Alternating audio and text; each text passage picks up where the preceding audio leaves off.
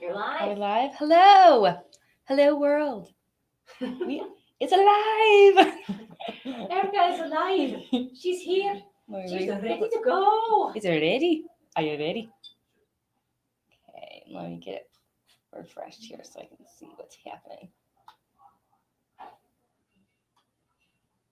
Watch live.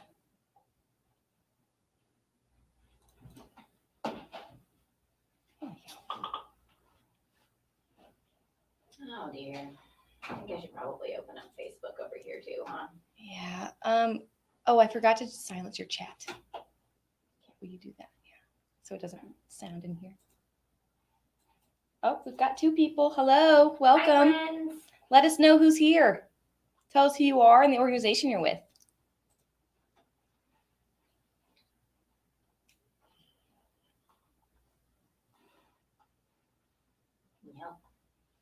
I hope there's no Facebook open in this thing yet. Man, I hope it likes me more than it liked me yesterday. I did on my phone yesterday with the comments. Better lighting. Hello. It's a lot darker than it was yesterday. I don't understand what happened. Oh, good. Hi, friends. Hey, guys. Let us know who's here. Let us know your name, the organization. If there's something that you're looking forward to, we'd love to hear about it. Also, heads up, the more you comment, the more likely you are to win some of our awards that we have going this time. So we've got some free 30-minute consultation sessions with Monica. And then at the end, we're going to give away a scholarship to attend our nonprofit marketing management fundamentals course. So you definitely want to comment. Hi, Gretchen. Shannon, hello. Oh, yay, Gretchen! We have also thoroughly celebrated your lemonade stand. Thank you so much for sharing. Louisiana. Awesome, Shannon. Thank you for joining.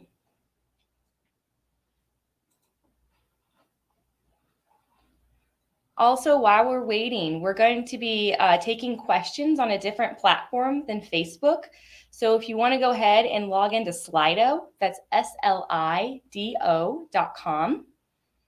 And then once you get there, there's going to be an event code, and that is 88470. And so that's where we're going to go to look for all of our questions when we have our Q&A sessions. So we want to make sure and comment those there. We'll also have a link for that here in a minute too, that you can click on and get set up. That's SLID. Sorry, friends. It's me again. It is. It's Rika.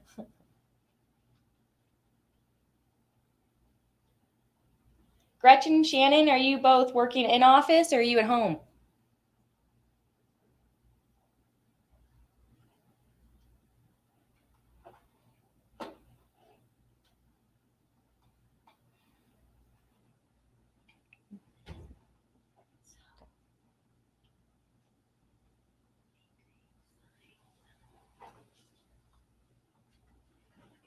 Hello, friends. Welcome. We're going to get started here around 9 o'clock. That would be a long greeting if it was 12 o'clock. We're going to get started around 9 o'clock, and we're just going to hang out here and chat until then. Still at home, Gretchen? Yep, both of you. Very nice. I worked from home for about a month or two, and it was okay. At first, I really liked it because I was like, man, I am so productive. And then I got really lonely. Because I live in an apartment by myself, so I was like, I need some interaction. So I am now back at the office, but we're all very spread out in our different offices, and we still meet via chat and via online, so at least get to have some human interaction. Hello, newcomers. Welcome to the party. Let us know who's here. Chat who you are, what organization you're with. If there's anything you're looking forward to in this workshop, we'd love to hear it. Also, the more you chat, the more likely you are to win one of our prizes, like 4 free 30-minute consulting sessions with Monica. And then at the end, we're going to have a grand prize that's going to be a scholarship to attend our nonprofit marketing management fundamentals course. So make sure you guys are commenting.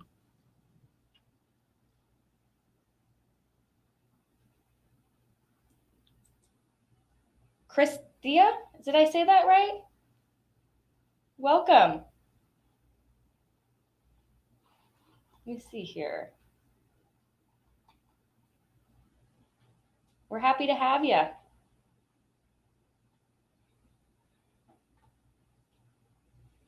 Also, go ahead and while we're waiting, if you haven't yet, I need all the help. Hey, we're here for you.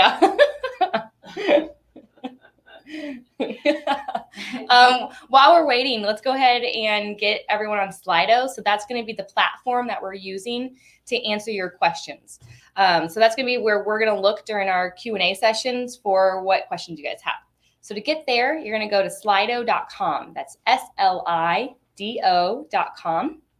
And then you're going to put in the event code, which is 88470. Also, there is a link that you can see in the comments that we have pinned that will take you directly there as well. And you do not need the code.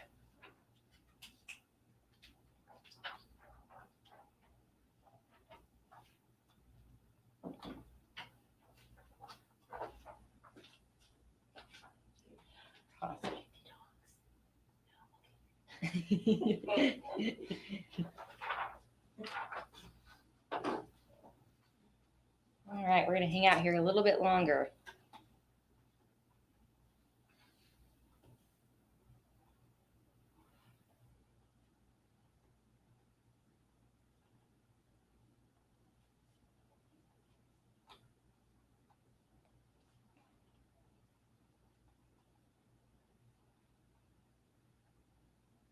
All right, while we're waiting to get some comments going, what are you guys' thoughts on switching to fall? Are we into going to fall, or are we kind of sad that summer's over?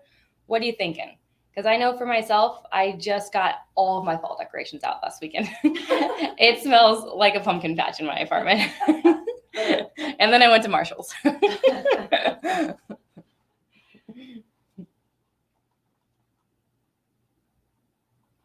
All right, we got some more people on. Hello, welcome newcomers. Welcome to our party. While we're waiting, go ahead and let us know who's here, who you are, the organization you're with. If there's something you're looking forward to in this talk, we'd love to hear about it.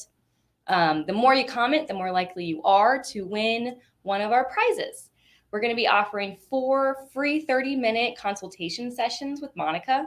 And then at the end, we're going to have a grand prize winner that is going to win a scholarship to attend our nonprofit marketing management fundamentals course. And the way that we draw for those is through the comments. So the more you comment, the more likely you are to win. So we want to hear from you. Fall is the best. Yes. Yes, I totally agree. Sweater weather.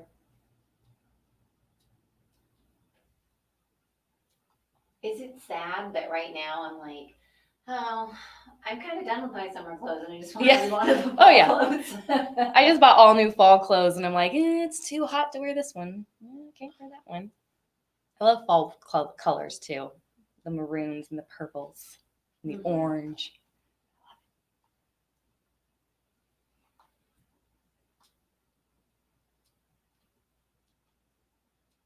I'm loving the fall sense this year. Everyone's in for fall. Sweater weather. Sweater weather. Oh, Katie. I know, right? All right, guys, as you're heading on here, make sure that you're also going to our Slido. It is where we're going to be looking for questions. So if you have questions, that is where we're going to want you to submit those. There is a link in the comments right now that you can click on it. It will take you exactly where you need to go to get into our platform. Or you can go to slido.com. That's SLIDO.com. And then you can put in the code 88470. And that will get you there. Let me know if you have any troubles logging into it.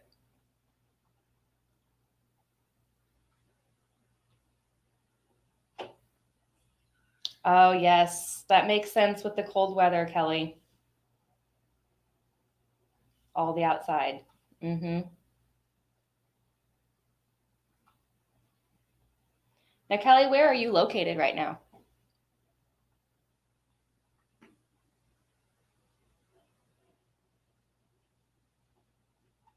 Hi, Cheryl. Welcome. We're excited that you're here. Hopefully you learned some good stuff today.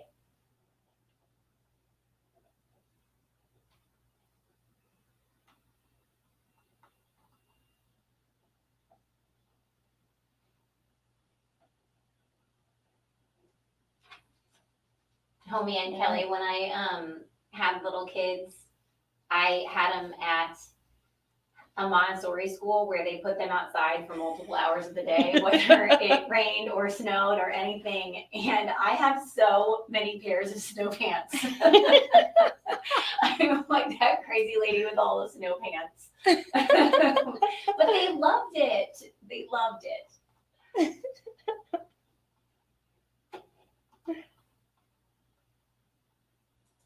I am sad. I only used my pool like twice this year.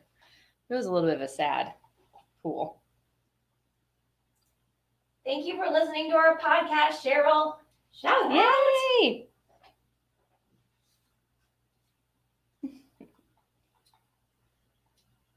All right, looks like we have some newcomers. Hello, welcome. We're going to get started here in a few more minutes. While we're waiting, go ahead and comment who you are, the organization you're with. We'd love to hear from you.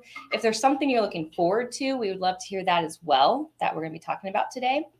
Also, the more that you comment, the more likely you are to win one of our prizes. So make sure you guys keep commenting throughout. Some of our prizes include a free 30-minute consultation with Monica.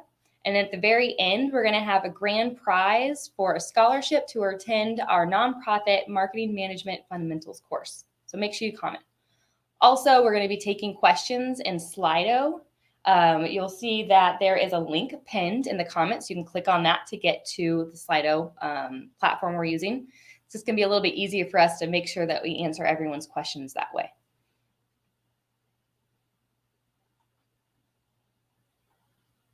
See, am I forgetting anything? I don't think so. Yeah. And let me know if you have any trouble getting into Slido. Also, you're going to want to make sure that you have your Facebook Live in full screen so that you can see the slides and Monica while she's talking. Get the full experience, you know what I'm saying?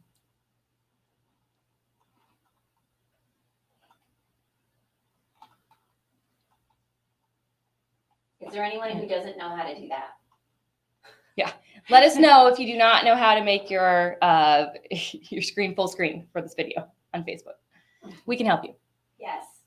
I can share the screen. I can show you where to click. Yeah.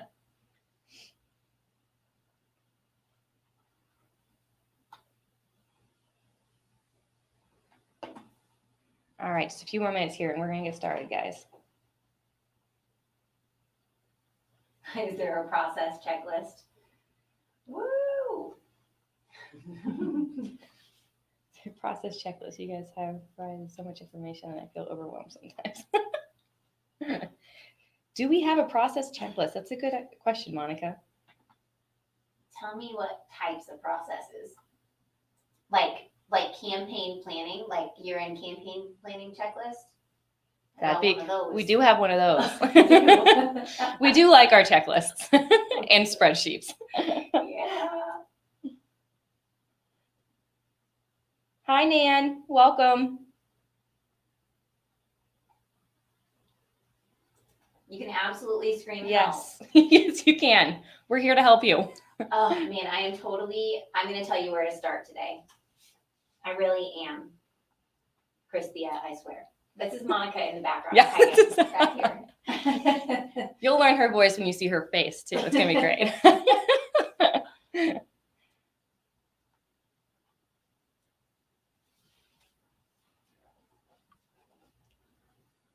All right, one more minute. Again, as we're waiting, make sure that you guys all log into Slido. It's a link right there pinned at the bottom of your comments. That is where we're going to take all the questions. So when you have questions throughout, you can post those there. And then during the Q&A session, Monica will go to those questions and answer those. So we'll definitely want to make sure that we got some in there. All right. Well, what do we think, Monica? Do you want to go ahead and get started? Let's do Okay. that. So we're going to get started. So exciting. Okay, so at this time, I am going to ask you guys to do yourselves a favor. Go ahead and silence your cell phones, get out of your email, because the information that we are going to be giving to you today is going to be a great resource for you, and we don't want you guys to miss out. So for those of you who don't know Monica, which I think is actually quite a bit of people in this chat, which is pretty exciting, she is the founder and art director of May Create Design, an online marketing and web design company. Make Create was founded in 2005. And what's unique about Make Create is while many other online marketing companies actually started in traditional and then segued into online marketing, we were cutting our teeth building websites. And that is how we have our tried and true web design and online marketing processes that we have today.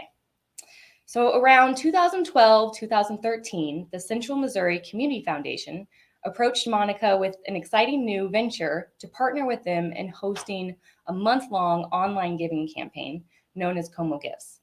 And that campaign last year raised over $950,000 that helped around 138 local nonprofits here in Columbia. And through the years of running that online marketing campaign and running the online marketing, the website for this campaign, we have learned so much. And so we are really excited to share some of that knowledge with you guys today. So without further ado, let me bring in Monica Pitts. She is the owner of Make Create Design. She is the mother to both humans and dogs. And FYI, the two pups are in here, so you might hear one of them snoring throughout this a little bit. She's also an aerialist, a runner, yogi, crafter, a marketing magician, and your host. Yay. I feel like I should like stair step out. You stair step. Oh, we're having so much fun. So yeah. All right. Then I think we should just jump in and get started. First, I wanted to take a second and I wanted to show you my awesome team that's helping us put this on today. So you know that these wonderful human beings really do care about you and helping you with your year-end work. So this is Stacy. She's going to be helping with the Q&A sessions. And this is Jason over here. Jason is running the comments in Facebook. So he's our Facebook guru. So he's out there. And then over here, where did Katie go? Oh, Katie's hiding down here. And here's Katie. Katie's running the questions over in Slido, and you already met Erica. So these are just some of the Make Create team and the awesome peoples that are helping put this event together for you guys. So you can thank them in the comments because they are so incredibly awesome. We could not do this without them. Okay, I'm gonna hide them now. I still love you guys. I'm just hiding you for a second. All right, so back to the slides. Here we go. All right. So a little bit about, Erica already told you most of what you need to know about Make Create, right? And I need to find my mouse because how is it that every single time? So I'm Monica. This is my family. I live in Columbia, Missouri. Make Create's in Columbia, Missouri. And this is my awesome team. You can see that some people are not helping today, but they did help in one way or another to get this thing put together. This is our support staff that are currently napping in the room with us. They are very supportive. And that's one of my favorite things about being a business owner is that you can bring your dogs to work. And so all together, my mouse keeps leaving me. There it is. We solve marketing problems. That's what we do. That's what we're trying to help you guys do today. And even the dogs, this is their debut video for the Como Gives campaign in Columbia, Missouri. This was our best performing ad from last year where these dogs asked people to make donations to our local nonprofits, and they're so incredibly cute. And we solve these challenges mostly online, but some of the stuff that we're going to talk about today is going to be in person. So there are 3 parts to this training, and I don't want you to miss out on all the goodness. So right now you are in the live part of the workshop, and you can also then go to the second part, which is those on-demand and supplemental videos, and those videos are also available to you in audio. So you can listen to them like a podcast, because I know that you're busy humans and you don't have time to just sit and watch hours worth of videos sometimes. And then in those videos and audio, you'll also find these awesome guest interviews. You can learn how Boone History supported their volunteers and raised over $40,000 recently. You can hear from Robin Peoples, the national head of peer-to-peer fundraising for the Wounded Warrior Project, and how she supports her peer-to-peer fundraisers. And Jamie Friedrichs is there giving you tips to, run your year-end campaign for your small nonprofit. And yes, so they're really amazing. They're going to help you make this 2020 giving season a total success. Oh, and yeah, and then and I said guest interviews. Okay, good. Whew, 3 spots. I got it. All right. So today we're going to kick off this training with campaign strategies for small nonprofits in 2020. It's not that you can't expand it out of 2020. It's that we're here in this moment right now. All right. So the first thing I wanted to do to talk to small nonprofits is to really understand the challenge that you all are facing as small nonprofits. And I know, here, let me flip this and make this bigger so you can really see it. I know that people may not be as familiar with your cause. I know that you may not have as much or as organized donor data as someone who's been around for a really long time. And you may not have as many people to ask to help you run your year-end giving campaign. And your fundraising processes are probably less formalized because you may not have been doing them for as long, or maybe you haven't had the time to formalize them. But these are all challenges that year after year we can chip away at just little by little and make your lives easier so you can do this successfully. And we are going to start it today. Okay. So the thing I want to give you though is some hope, because right now giving is actually really good.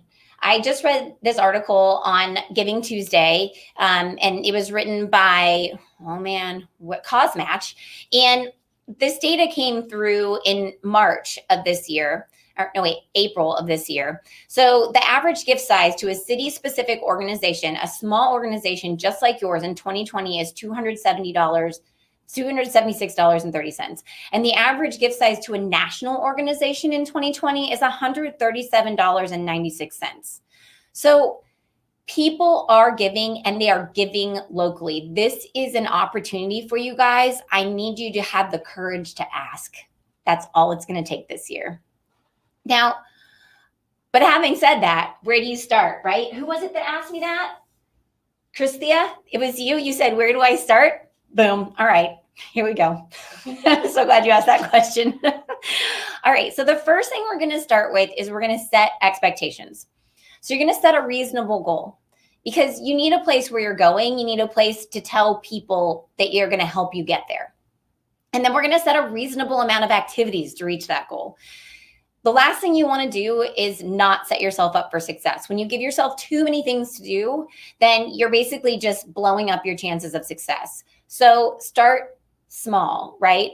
And then you're going to make yourself a cheat sheet. And I'm going to talk about how you're going to make a cheat sheet to get through this year-end giving by the end of this presentation. And right now, I am going to set 2 expectations with you. 2 expectations that I have of you. And one of them, you're gonna think, okay, that's awesome, Monica, thank you for giving me that expectation. And the other one, you're probably gonna want to kick me for, but it's okay, because I'm a mom, I'm a business owner, and sometimes we have to have the hard conversations, right? So let's get the bad one out of the way. Bad news first, right? Your campaign is starting right now. Your year-end campaign for giving is starting right now. I wore these lovely Halloween earrings for you to signify the fact that we are starting at this moment. All right. And I know what you're thinking. You're like, but I don't have time, Monica, because you're doing so many other things. And I totally get that. And when I do my year-end training for our 138 local nonprofits, you know what they tell me? They tell me that they hate it when I say this to them. And I tell them that I love them, and I'm going to tell them it again anyway. Because here's the deal. You're just one person. You're a small team. You're a small organization, and you need time to get your plan together and to delegate it to your team. And you only have time if you start now. If you start it on December 1st, you've waited too long, right? It's like, man, I had a really great analogy that I used for it yesterday. I don't know. Think about it like just waking up on Christmas Day and being like, I have no presents to give people. That does not work, right? You have to start the shopping ahead of time. So the further ahead of time you do it, the longer you have to perfect all of the lovely gifts that you give people at the end of the year, right? And it's the same thing with your year-end giving campaign. So what are you going to do right now? Right now, I want you to focus on writing your emails and your social posts ahead of time. You're also going to make sure that your team knows what to do in advance. And we'll talk about building your team in a second. And then you're just going to plan as much as possible before December. So that way, when it starts, you can work your plan. Okay. And there are some really great interviews that you can listen to about this. Both Debbie, Jamie, and Mary Ellen all have great advice on how to plan for your campaigns. Now, here's the good news though. The thing that you're actually going to like me for is, see, I had an epiphany because I was sitting and I was talking to one of my local nonprofits, and they were like, Monica, I'm just like freaked out. You tell me that I have to do this whole month of year-end giving campaign, and I am freaked out. And then they're like, what am I supposed to do? And I thought, wait a second. Well, you don't have to do it for 31 days. What? Okay, so that was a huge epiphany that we had together, and I have to share this with you. You don't have to campaign the entire month. Not like you don't ever have to campaign during the month, but like you don't have to do it for 31 days in December, okay? You have to campaign, which means you have to actively reach out and ask people to make donations. I want you to do it at least 2 days in the month of December, okay? You're going to do it on Giving Tuesday, which is December 1st. You're going to also do it on New Year's Eve. And if you're going to be an overachiever, you can do it on December 30th as well. Now, yesterday we had Kathleen Murphy with Giving Tuesday in our live presentation for our local nonprofits. And her data, as far as bringing in donations, right here. It's the same as ours. You see this first spike? I'm going to make it big so that way you can really see this. You see this first spike? This is Giving Tuesday. That's last year. Giving Tuesday is December 1st this year. This is Giving Tuesday. You see this next jump up here? This is December 30th. So Giving Tuesday is the second biggest giving day in the month of December. And then December 30th is the third biggest giving day. And December 31st is the biggest giving day. So why? Why is it? It's because you're giving people a deadline, and people are going to respond to the deadline. So Giving Tuesday is like giving people a deadline, and you have the momentum of Giving Tuesday behind you, and people are used to this movement right now. The 30th and the 31st, you're telling people this is the last day to give, and they give. Okay, so what are you going to do on those days? On those days, you're going to commit yourself to marketing your cause. You are going to send out emails. You're going to make social posts. You're going to do lots of those two things. You're going to make your phone calls and your texts. You're going to do your Facebook Lives. All of that big momentum we want to happen at the very least on those 2 to 3 days. Now, here's the good news. And this is why we really do need to focus on Giving Tuesday. If you start at the beginning of month and do a big push on Giving Tuesday, what will happen is you'll build up this momentum, you'll build the karma, and then those donations will continue to trickle in for the rest of the month. It's kind of magical, actually, because they'll forget and they'll be like, oh yeah, I wonder if I can still give. And yes, they can absolutely still give, right? We will accept their donations at any time. So working hard at the beginning is going to allow you to get some donations throughout the month. And then working hard at the end will give you some really great conversions because people react super well to deadlines. And I'll show you how that happens with emails in a little while. Okay, so now what? Now that we understand that we have to start our campaigns early and that we don't have to work all month long, what do? So the next thing that you're going to do is we're going to take inventory. I think about this like, I got a pantry, right? I've got a pantry full of food. I want to make dinner, but I don't have a plan for dinner, right? So we're just making a plan for the month of December, just like a menu that you would make for a dinner party, right? So we're going to go into the pantry. We're going to open it up. We're not going to the supermarket.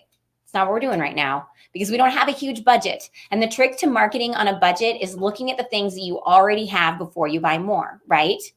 So we open up the pantry. What's in there, right? Those are the things that we're going to pick from. So has anybody ever worked retail before? I totally worked retail at a number of places, but one of my favorite ones was at Lowe's, believe it or not. And after things kind of they calmed down after the summer. And to keep my job, I became their merchandise retrieval professional. I called myself a MERP.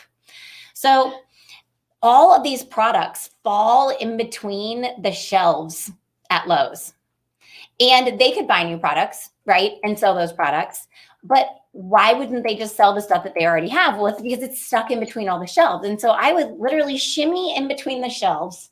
They didn't ask me to do this. I decided to do it on my own. So I would literally shimmy in between the shelves. And then I would stand in between these shelves and I would dip down and I would pick up the merchandise and then I'd toss it out into the shopping cart on the outside of the shelves. And that was awesome because they were using things that they already had to make money, right? Instead of having to buy more. So what do you have that you can use right now? What kind of assets do you have? I call them marketing assets. Now I have a really nice marketing asset discovery guide. Clearly it's super comprehensive. You can see it. It's teeny tiny over here. Let's make it bigger. Where did my mouse go? I keep losing my mouse. Okay, guys, thank you. Thank you for being with me here. Okay, so you have all kinds of things. You have staff, you have volunteers, you have a printer, you have you might have a car, you can put a magnet on it. There's so many things, and there's even processes. Like, think through your processes that you have in your organization when you come in contact with people. Like, one of my favorite processes that I really think that people just don't use often enough, and I learned this while I worked at a music hall, is the bathroom. You have a very captive audience in the bathroom, my friends. So if you're having an event, you should definitely be putting posters inside the bathroom stall doors and on the mirror, right? Because you have a captive audience. And that's a process that people have all the time, like checkout at a restaurant.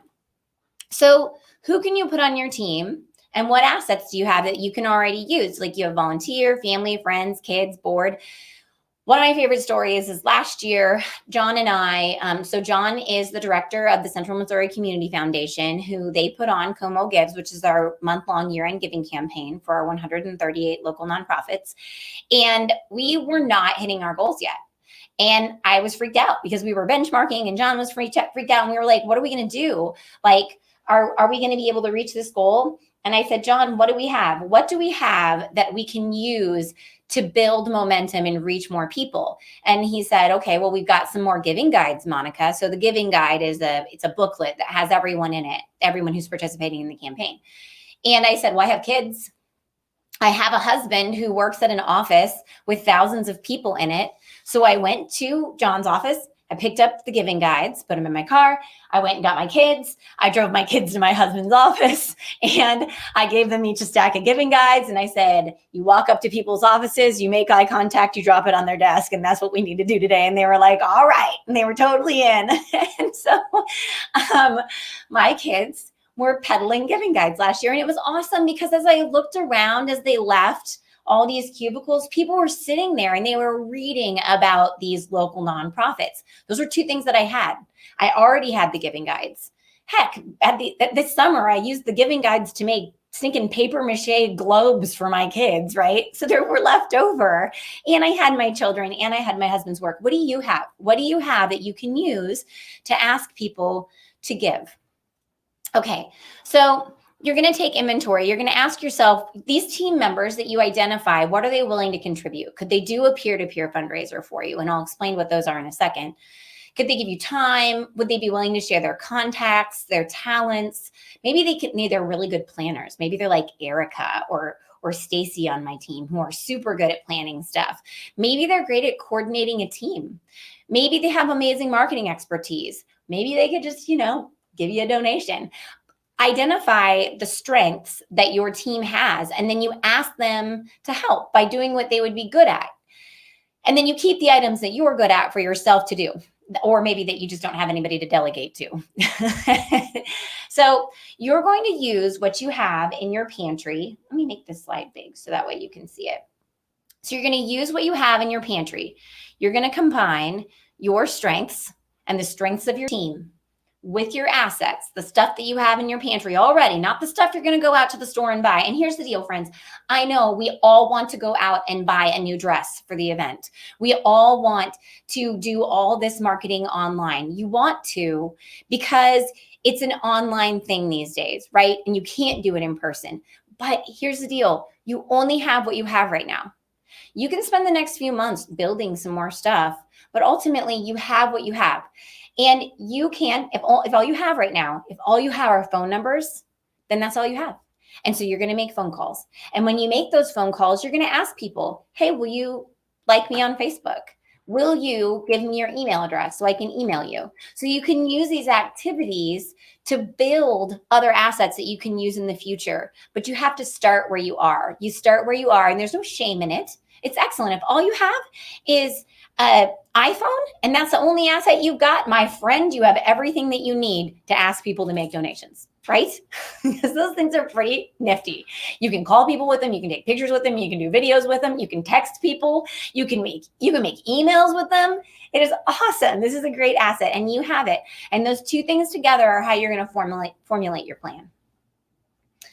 Okay, so then after that, we're going to craft our story. Because this year is an interesting year, and we need to make sure that we very clearly ask people to give. So you're going to tell them the problem that you need to solve. You're going to let them know that they can help you solve it. And you're going to show them that you're the right middleman to make all of this happen.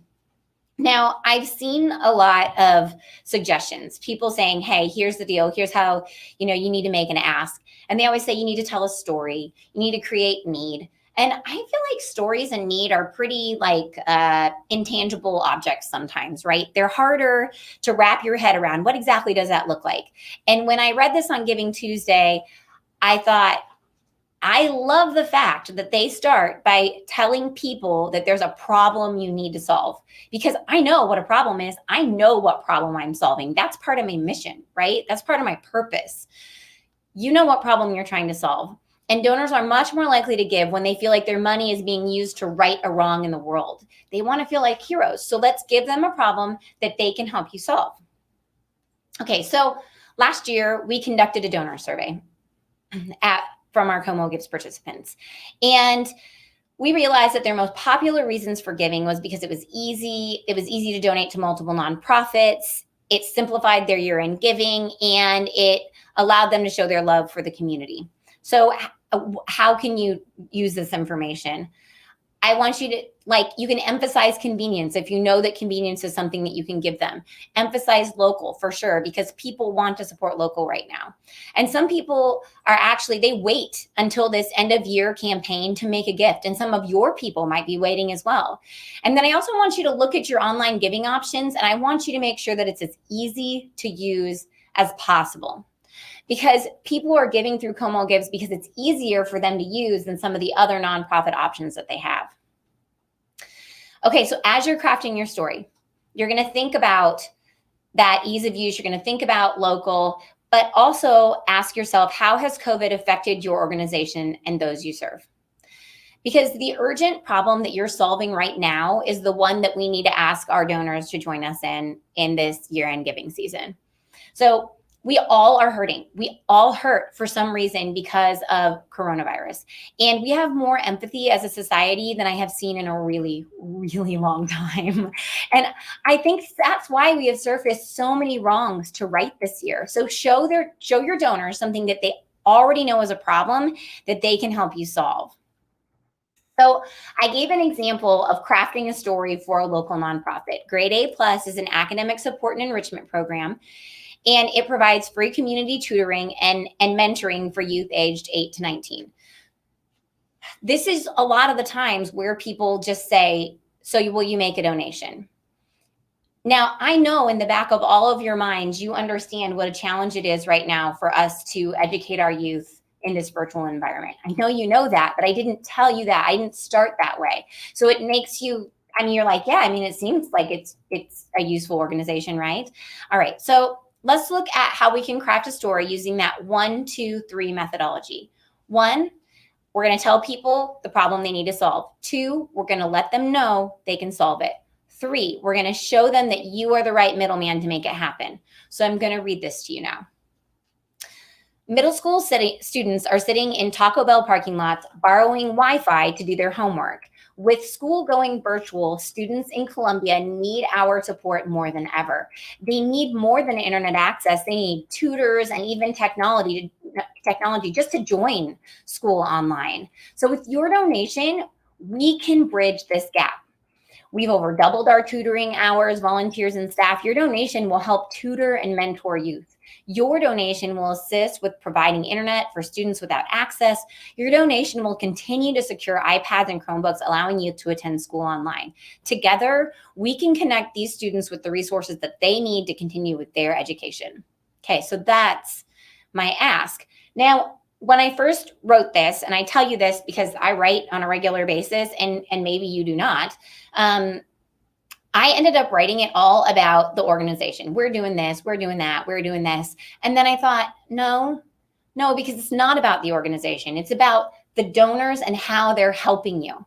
These donors want to be part of what you're doing. And so we need to give them the chance to do that by showing them that when they give us their donation, they are part of it. So it needs to be flipped back at them. So when you read your ask first, when you read your story, I want you to read it through and be like, did I make this all about me? And if so, that's totally cool, because now we're aware that we're definitely going to do that.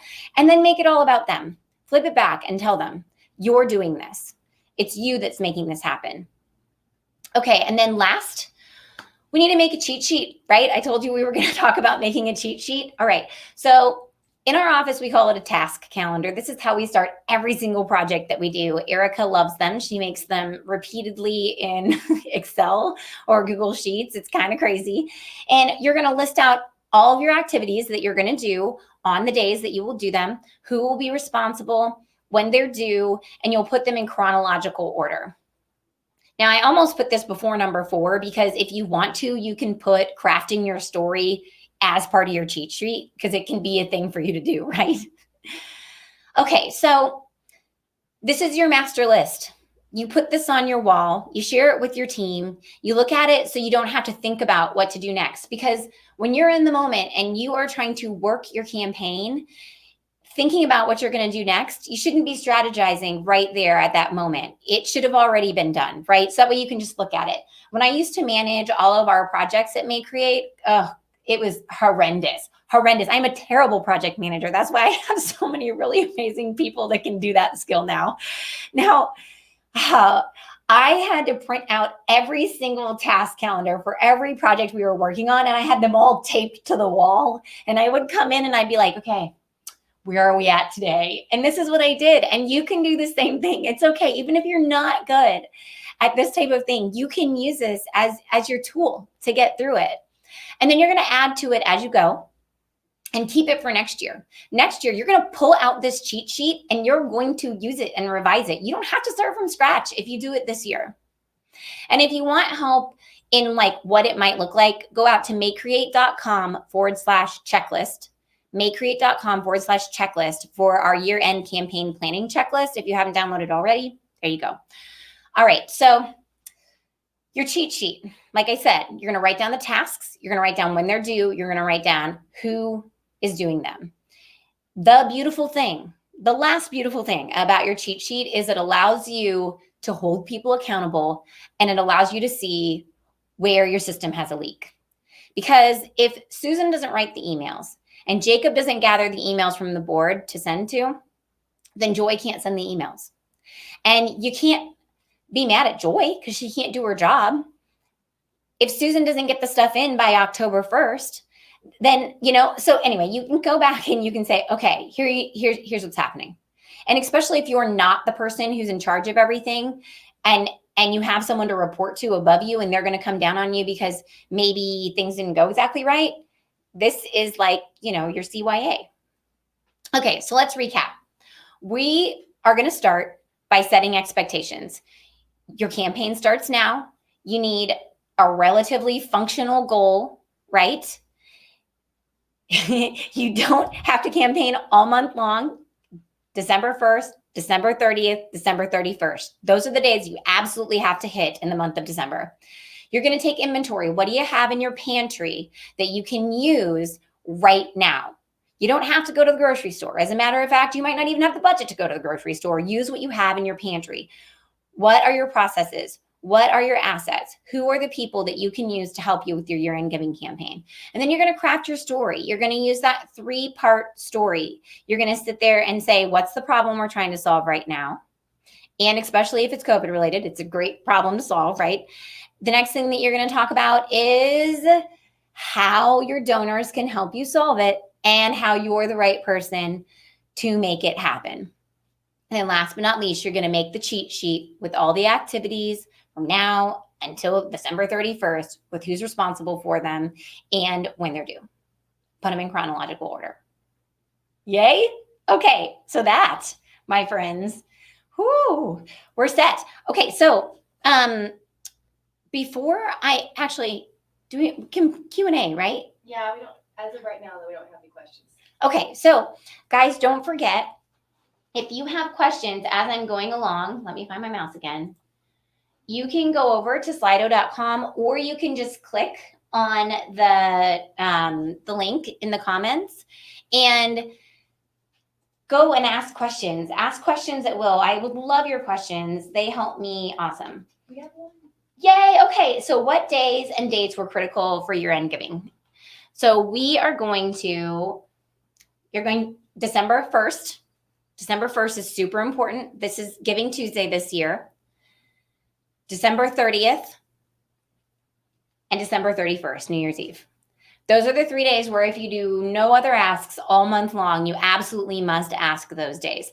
And I'm going to go through next, like an email schedule for you. And that email schedule you can also think of as kind of like a benchmark for activity days in the month. So I feel like I'm always asking the same circle of people to give or ask others to give. How do I get over feeling bad about this? Okay, I really wish that Kat Murphy was here because we had someone ask this exact same question yesterday. They're like, can we ask people too much? And Kat Murphy with Giving Tuesday, she said no. She said generous people give. They do. And we're going to talk some about peer-to-peer too. And so if you're feeling like maybe I'm asking them the same thing over and over again, you can vary what you're asking and they can help you build out the people that you have to ask, these people that you're already asking by doing some peer-to-peer help with you. So don't feel bad. Generous people give. Kat says it's okay.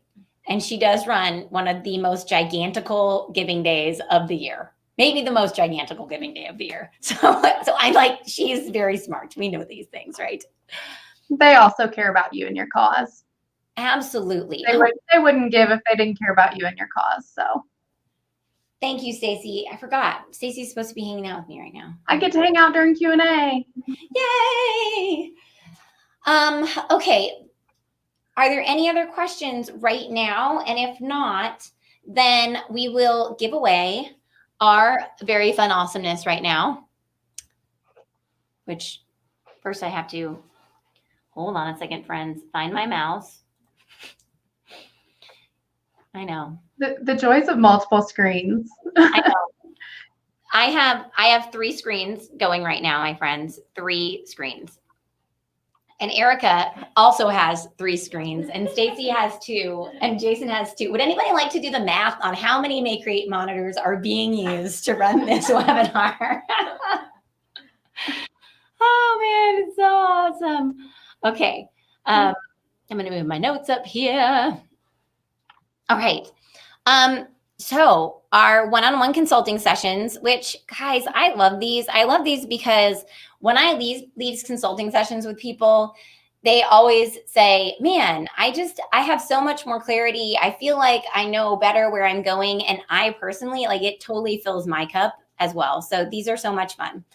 So we have 2 winners of half-hour consulting sessions. We have Kelly Schaefer Rains, and actually that's not Christia. Christia, you get to come and hang out with me too.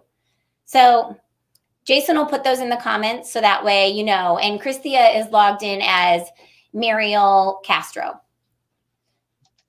I'm remembering these things. How amazing is it that I just remembered somebody's name? Names are not my strong suit as a dyslexic human. All right. So fun thought too. Like, we are going to give away 2 more half-hour consulting sessions before the end of our workshop today. And if you are not the lucky winner of one of those, then please, please realize that we also have an awesome deal that we're doing right now. You can go to consulting.maycreate.com and you can get a 1 hour one-on-one consulting session for half off between September 28th and October 9th. I'm trying to motivate people to start their year-end campaigns early. And then we will sit down one-on-one and we'll figure out where to get you started. You can ask me whatever questions, and I swear if I don't have answers, I will find them for you and I will get them, right? Question answers. All right. So having said that, let's dive into emails. Is everybody ready to learn about emails? Yes. Okay. So email how-tos for fundraising. That's what we're covering right now. Well, the first thing I'm going to tell you is I'm going to ask you to send more emails than you're comfortable with sending. And I'm not the only person who thinks that you need to do this, because Kat Murphy also says with Giving Tuesday, and I'm going to keep talking about her because she did an awesome job yesterday. And we're like pulling the talk that she gave yesterday out of the Como Gives training, and we'll put it up into the on-demand content for you guys so that way you can watch it as well. We need to send more emails. And I'm telling you this because every year I tell my nonprofits in Como Gives, hey guys, I need you to send emails. And every year, I don't think they do. And it makes me so sad. And so here I am back again, momming you into action. Just like you're going to study your spelling words, we are going to send more emails. So let me tell you the schedule that you're going to use to send your emails with. And I'm going to make this bigger slide so that way you can see all these dates. And these slides will be up in your on-demand content for you to use later. Okay. So if you watch Kat Murphy's presentation as well, she's going to tell you to send even more emails than this. She's going to tell you that you actually need to send 3 emails the week of November 30th. So the week before Giving Tuesday, she says that you need to send 3 emails. I'm just trying to give you a slightly less assertive goal, but both are great strategies, okay? So I want you to send a save the date 2 to 3 weeks before you start your campaign. I think you can send even more emails. You can send 1 email a week. And what you're going to do in these emails is you're going to talk about the fact that you have need.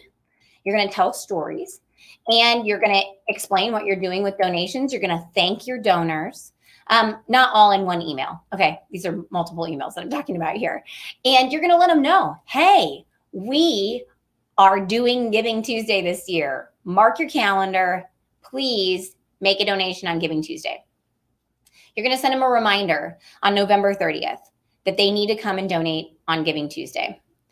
On Giving Tuesday, you're going to send a minimum of 2 emails. Kat says you should send 3. You need to send 1 in the morning. People are most likely to do what you ask them to do in the morning. And then you're going to send them another one midday and at the end of the day, or just 1 at the end of the day. I just send at least 2, okay, guys? And what you're going to do in that email is you're going to send them an update, like, how you doing? What's your goal? Are you almost there? And then tell them that Giving Tuesday is ending soon. Give them that motivation that they need to make that donation. On December 2nd, I want you to send them another email. I want you to tell them, thank you. Thank you, thank you, thank you. And you're going to let them know your donations are going to make a huge difference. This is what we're going to do with them. Then you're going to very gently ask them, if you didn't donate, you can still donate. Here's a link, right?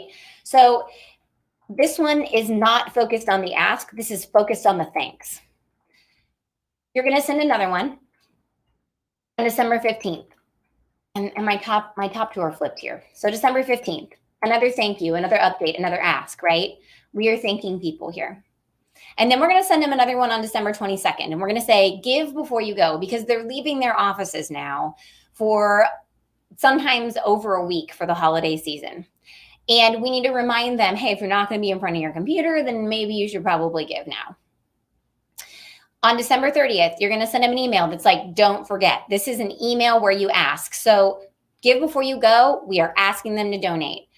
Don't forget, we are asking them to donate. Last chance to give, absolutely. Asking them to donate. And then we have a final hours email again on December 31st. And I think that you can send 3 emails on December 31st. You can send one in the middle of the day that would be thank you, update, ask gently. And then you have a follow-up and a thank you email that you're going to send on January 1st or 2nd.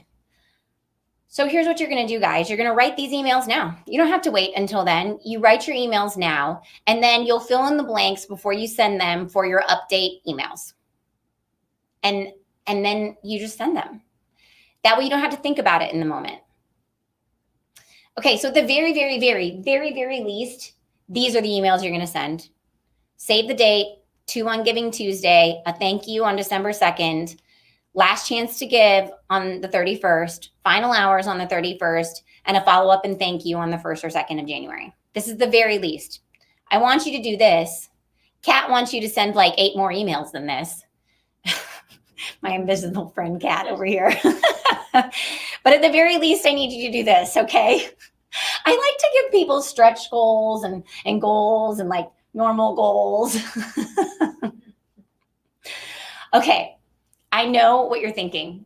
You're thinking, there is no way I'm going to send this many emails because I'm not going to bother people. I'm going to mom you right now. You can just stop that attitude. I'm going to send you to your room. Stop it. Just stop it right now, because the only way that you're going to bother people, my friends, is if you send them crappy emails about an unworthy cause. Now ask yourself, do you have an unworthy cause? Are you unworthy of their support?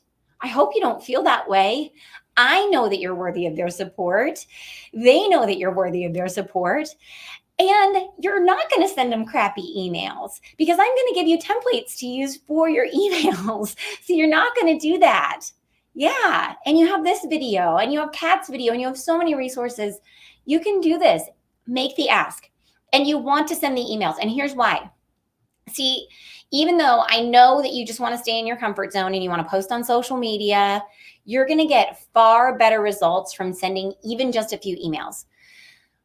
Kat says that emails are 40% more likely to convert than social media.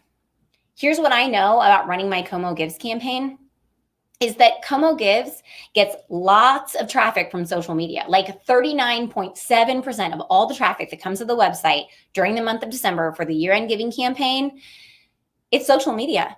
But it only brings in 11% of our donations. So almost 40% of the traffic only brings in 11% of the donations, right? The conversion rate on this traffic is only 5.38%. So I only have a 5.38% chance of getting a donation from the people who visited my website from social media. Okay. Do you want 1 cupcake? Or do you want 3 cupcakes? That's what I'm asking you right now. And the answer is always 3 cupcakes, especially if they're loaded up with icing and sprinkles, because I love it. Okay, so email converts on our website at a rate of 16.36%. So it's 3 times higher, over 3 times higher than social media. And that's why we have to send these email. I'm not telling you don't do social media. You should do social media. It will really help you build awareness and stay in front of people. But that email is the ask that is far more likely to convert. Here's some more data from our 2019 campaign. And what the only thing really that I want to point out to you is this middle number, $273.22. That is the average size of a donation from someone who enters into the Como Gives website via email. Do you know what the average donation size is for our campaign? It's $115. So the people who come in via email, not only are they my highest converting traffic at over 16%, they give the biggest donations. So if for no other reason, like if you're like, nope, you know what? I am freaking out about sending people these emails. They are your best people to ask. Please, please, please send the emails. Okay. Off the soapbox. So what makes a successful email? Let's talk about that. Yay. All right. So the first thing it's going to do is it's going to arrive in someone's inbox. What do I mean by that? I mean, like you actually have to send it. We already talked about that. Done talking about that. And you need to have an accurate email. That's one of the reasons that we need to start emailing people before Giving Tuesday. because we're going to ask them to donate on Giving Tuesday. We need to know what our email list health is. Like, do you get a whole bunch of bounce backs? Like, if you have the wrong email address from somebody, but you know that they've been an amazing donor in the past, you give yourself plenty of time to figure out what their new email address is, or to call them in person and put them on your phone call list if you start ahead of time. Now, I want to let you know there's a lot of auto sorting inboxes out there right now. Yeah, I have one of them, and I'm certain that many of you guys do. When you are using Gmail, for example, their default inbox layout has messages that are divided into primary, social, promotions, updates, and forums. So we have to write these emails in such a way that they end in the primary tab, right? Because they're probably not going to go digging through all of their other emails. Well, you know what, though? I mean, it is December, right? I'm looking at Erica, like, for conference. I mean, it is December, and they're looking for a coupon for sure. So they will probably end up in the promotions tab more than you think. But anyway, so how do we do that? We're going to follow steps 2 through 5. So the first thing we're going to do is we're going to make sure that the reason for our email is clear and relevant. So people have to open the email to read it. And this means you have to establish the need for them to open said email. So we have to create a reason for people to want to open that. And that is your subject line. A large part of that is your subject line, right? So in your subject line, you're going to be clear. And I'm going to give you example subject lines in these templates. Some tricks that I found work really well is using people's first name in the subject line occasionally will totally get them to open an email because it personalizes it for them. Also, anything that's urgent and important, how do you create urgency and importance? And sometimes I think just totally going off track, like if your emails are always newsletter or something to that effect, then just have something completely different that maybe doesn't exactly sound like it's from you, but tells them there's something amazing in this email and you want to open it. Okay, the next thing that you have to do is send it from someone they know. And I know you're like, well, I mean, they know me. I want you to take a step out, though, and think about the way that you answer your phone calls. Are you more likely to answer the phone from someone that is in your caller list, or that random number that you don't know who it is? I don't totally answering it from the people that I know, right? And it's the same thing with your emails. And here's the deal. Google weighs several factors to judge whether emails deserve replies, including the frequency of previous interactions between a sender and a recipient. So when applicable, it even reminds people that they haven't replied yet to people that they talk to often and prompts them to consider doing so. So what that means is the person who emails them the most is the one that's most likely, A, to have their email opened, and B, for Google to pull it up if they don't reply to it or open it. So whenever we're really trying to get our clients to do something, we divide up the list and give it to the person that talks to people the most. So Erica emails people that she talks to the most. I email people that I talk to the most. So you're going to use the people that you have in your organization to help you send these emails. And if you're going to do it even from like MailChimp or something like that, you just put their email address as the from address. So that way it's from someone they know. Okay, so the next thing that a great email does is it greets you by name. So you can include the recipient's first name in the subject line, yes, but then also when you open an email and it says, Dear Monica, you're like, oh, that's so much better than hey there, right? Because this person knows me. And you can use all kinds of different fun features. Here, I have an example here. So you see all the things that are in the brackets. Let me make this big, real big, so that way you can see it. So you see all the things that are in the brackets here. These are things that you can put into a spreadsheet and you can upload into a system like MailChimp, or you can use Mail Merge with Gmail as well to fill in information about your donor to make this a customized email for them. All right, so then the next thing we're going to do in our email, we're going to make sure that it's pretty and it's free of errors. Now, I say it's pretty, but here's what's strange. is that if you put a whole bunch of pictures and links all over your email, it will probably get sorted out and pushed over into another tab. It won't be in the primary tab. So we need to feature some message characteristics that aren't purely promotional. We have to actually communicate with people, like write them that email. So too many links and images make emails seem like they're not as uniquely targeted. So try sending your emails with just one link, which is great because we just want to ask them to do one thing for email, right? Too many things freaks them out.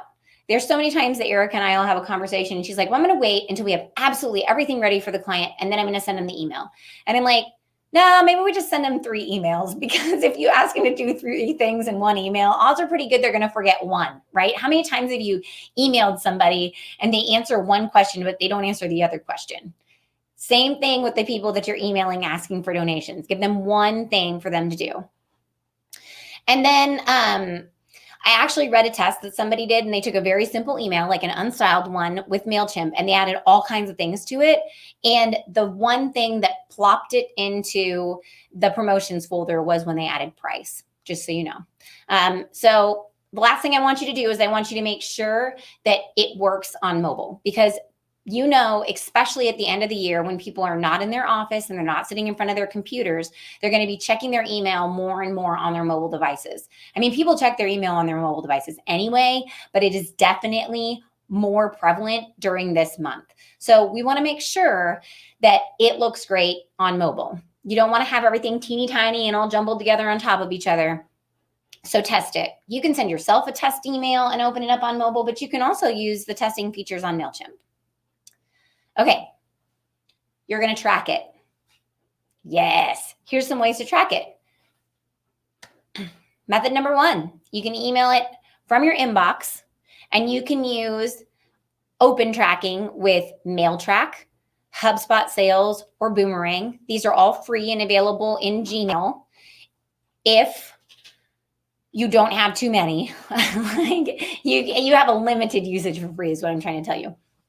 And then if you use Outlook, then you have HubSpot Sales that you can use, but I don't use Outlook very much. And so I just can't, I can't give you a ton of advice on it, but definitely look for something that tracks for you.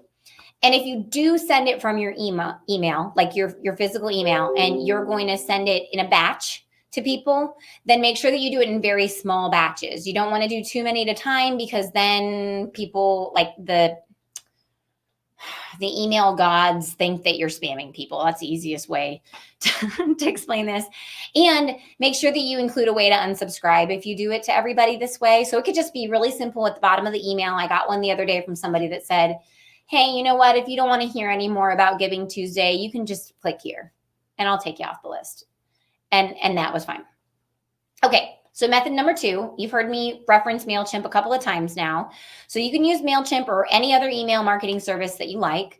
I really like MailChimp because it's free, up to 2,500 subscribers, and it does a heck of a lot of stuff. So there's tons of tracking there. You can do A/B testing, which I always suggest that you do because A/B testing is going to help you understand what works and what doesn't work, which is really important. And you're going to make sure that you send it from people they know, even from MailChimp. Okay, so I did a video about how to add UTM parameters to your email links. If you're a tracking crazy person like I am, watch the video. It'll help you understand how to understand where your traffic is coming from email because sometimes it doesn't sort quite right. And then also you're going to send it on time, right? Now, we talked about the times that I wanted you to send your emails, and I wanted to show you this data so I could back it up. So in 2018, our highest grossing email, and in 2019, our highest grossing email, meaning the most donations came in to Como Gives from Giving Tuesday. That's the day they were sent. So in 2018, the Giving Tuesday email converted at 15.31%, and it brought in $22,500 in 79 donations. And in 2019, the email converted at 24.36% and brought in $25,715 in 76 donations. Now, our highest converting email is New Year's Eve. And that's why you need to send the two, right? Because the one's going to get you the most donations and the other is going to be the ones that people take action on, right? So in 2018, the email converted at 34.75% and brought in $10,178.49 donations. And in 2019, it converted at 28.11% and brought in $15,089.61 donations. When I talk about conversions, what I mean is that the people who came into my website from this email had a likelihood of donating. They were 34.75%. Like, that's the likelihood of them donating. That is great, right? Okay. And the last thing that I want you to do is I want you to follow up personally. You're going to follow the data because you're tracking it. You know who you can ask. You know who's giving you your donations. Now, as you're going through the month, you're going to go through that information, who has clicked, who's opened these, and you'll follow up personally. Sometimes you'll follow up with a thank you because people donated and you'll see that. And other times, if they're not donating, but they went to the donation page, you can ask them, why not? You can also follow up and just have a phone call or send them another personal email. But keeping an eye on that is what's going to help you make sure that you get all your donations possible at the end of the campaign. Okay, so what did we go over? We're not going to be spammy, and we're going to send more emails than we think we have to send, right? We're going to use the templates that are going to be provided to you, and you're going to follow all the rules and make a clear ask. Send it from someone they know. You're going to greet them by name. You're going to spell check everything and make sure that it doesn't have errors in it. You're going to track it. You're going to send it definitely on Giving Tuesday and December 31st, and you will follow up personally. Okay. Email questions. Let's bring Stacy back in and have her hang out with me and answer email questions if we have them. Oh, who? There. I'm doing it. There we go. Okay. So, yes, this presentation is going to be made available online, so you can absolutely listen to it again. I actually recorded it, and it'll be separate and awesome. Stacy, do you want to brainstorm the best way to come up with a compelling problem to solve? Absolutely. So, I mean, I think this goes back to a couple different things. Definitely your audience, for sure. What are they interested in right now? What's going on in the world? Like, obviously, right now we have a pandemic going on. So, if your mission in any way ties to that, I think that that's something that you can tie in and talk about. Or if they are, if your mission, it really should tie back to what your mission is. I mean, you are solving a compelling problem if you're a nonprofit in one way or another. So whether that is you're providing medical relief worldwide, you're helping bring music to kids in schools, in communities, anything. Whatever your nonprofit is, there's a million of them, and you all have a wonderful, unique challenge that you're solving in your community. So that's really where your compelling problem should stem from. I don't like what you said about their target audience too. I don't think that you should have to get super creative on your compelling problem, because you really should stick to one message and keep it really simple. I mean, that's the way your audience is really going to grasp onto what you're doing. Don't try to overcomplicate it, really. Okay, what about regular mail requests? Are they as effective as emails, or could they be used in combination with email requests? Absolutely, absolutely, my friend. Now, Debbie, one of my guest interviews, she talks a little bit about like physical mail asks. And I think her advice was that they needed to be in people's hands like right around Black Friday. So I would have to re-listen to it, but I believe that's what she said. A lot of our clients use regular mail requests. We send out mail to people like as a company, and I'm always surprised. Like if we send out a letter, and Stacy can back me up on this, Yeah. even if we're saying, hey, you know what, we have to raise our rates, people call us and ask us to do things for them. And I'm like, I just told you I was going to charge you more money.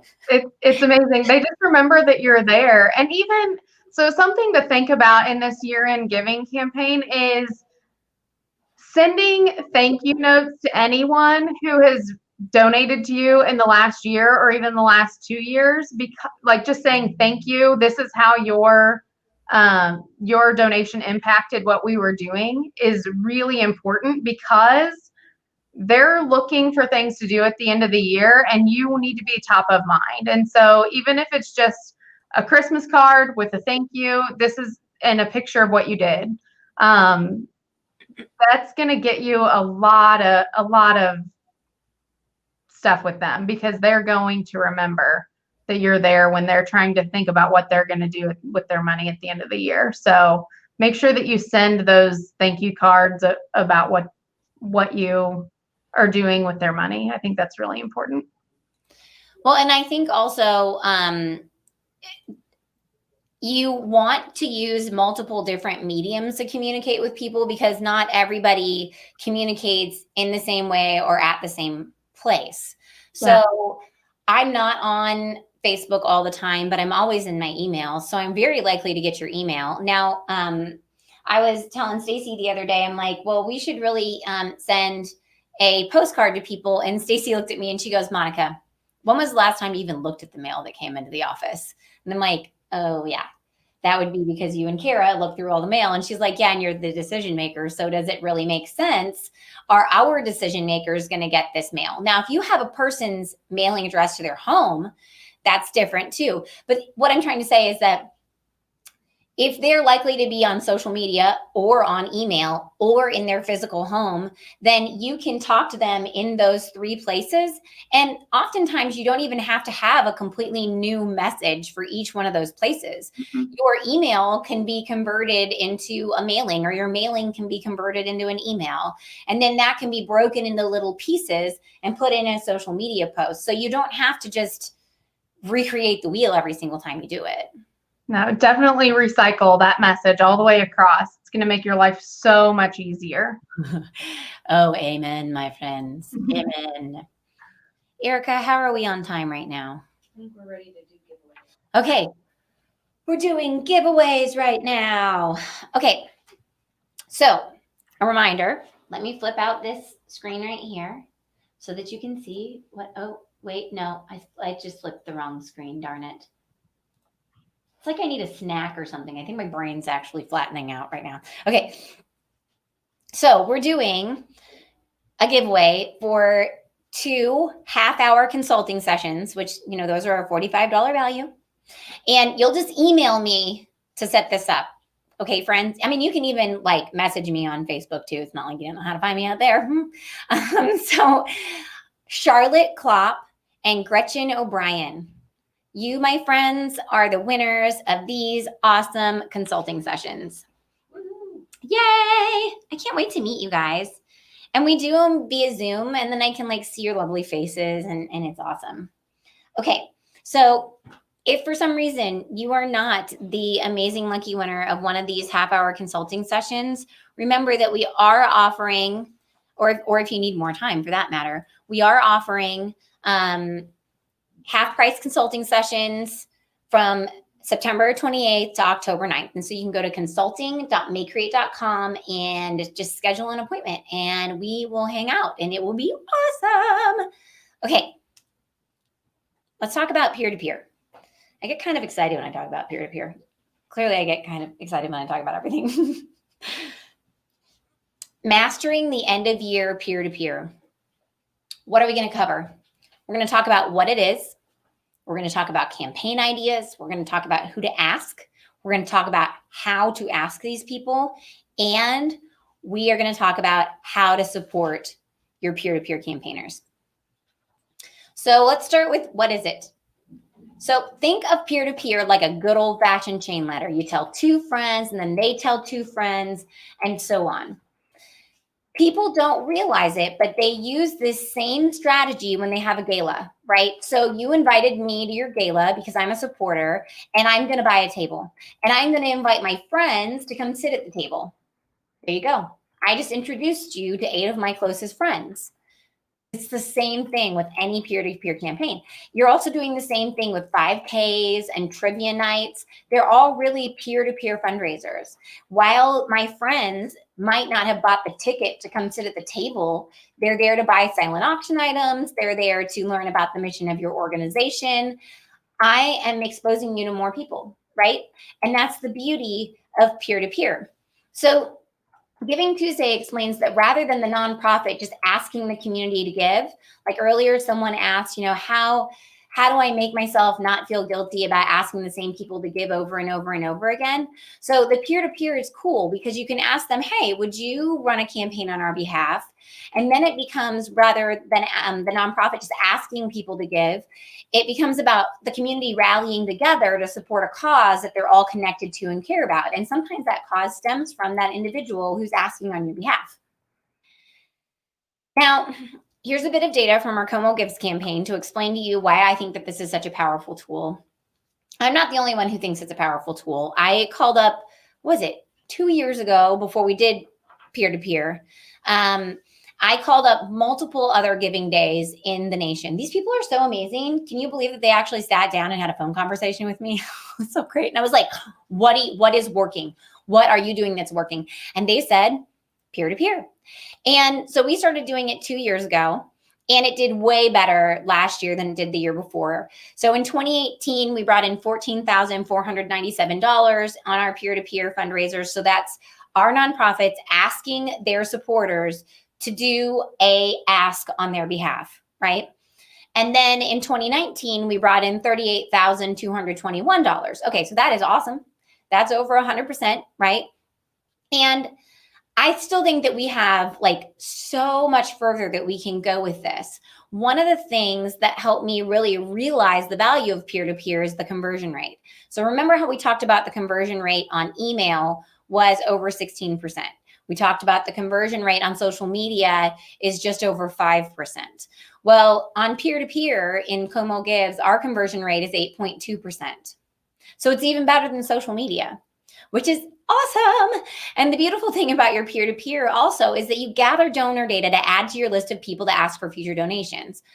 Plus, my data shows that the average donation from a person entering the site on a peer-to-peer campaign, their donation was on average $100.58. So that's only $15 less than our average transaction on the campaign. So that's awesome. This is wonderful. And it only makes up 4.2% of our total donations. So I know we have got a ways to grow here.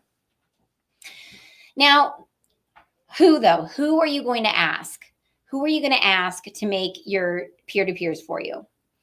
Now, Giving Tuesday, they did a poll and they said that really people are more open to doing this for you than they ever have been before because they do see that there is a need right now for your organizations in their communities. So they are more willing now than ever to do this. So I don't want you to be afraid to ask. And I'm going to try to bolster you again as I show you our own data about people who did it for us. So the first people that I want you to think about to do a peer-to-peer for you is donors who made large gifts in 2019 but have not made them yet. So if you know that there's somebody who usually gives you a big gift at the end of the year, I want you to ask them to do a matching gifts campaign for you. And what that means is that, if someone donates $15, then they donate $15. This is super motivating to people because it's like giving them a coupon, right? You're like, you get to double your money to us and it will motivate them to take action. Now, if their match is big enough, you don't have to ask them to ask people on their behalf. You can just do it for them. You can make this your Giving Tuesday push. Say the first $1,500 of your donations will be matched by Monica. Actually, I'm not doing that for you, but someone might do it for you, right? And so you can use that as part of your Giving Tuesday, but it is a peer-to-peer, right? Because you can have them ask their friends as well. Now, If bigger matching gifts are hard to come by, because I know that sometimes they are, don't be afraid to break it into small parts. One of our organizations last year, CMCA, broke it into weeks, and they had a donor that matched gifts each week throughout the month of December. And this was part of their ask. And they still raised well over $1,000 with these matching campaigns. So don't feel like you can't break it into smaller pieces. I also want you to ask people who did it last year successfully. And there are 2 reasons why I want you to do this. So if someone in the past has run a peer-to-peer for you, I want you to ask them to do it again. The people who donate first through peer-to-peer have a likelihood, an 80% likelihood of donating through that same campaign type again in the next 192 days. So if I donated through Erica's peer-to-peer campaign to your organization, I have an 80% likelihood of coming back and doing it again, even if I haven't done anything else with your organization, even if you didn't even ask me. Erica will probably ask me again, and I will give to you again. There's an 80% likelihood of that.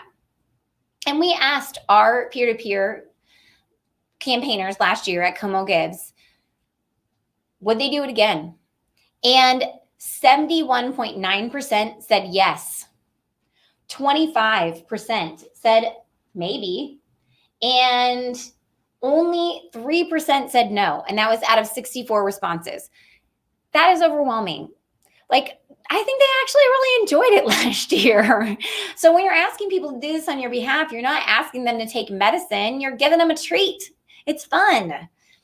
All right. So the other thing I want you to think about are supporters who are well networked or active on social media. These are great people to ask because you can leverage their asset of a big audience to build your audience and donations. So these are people like local business owners or local news personalities.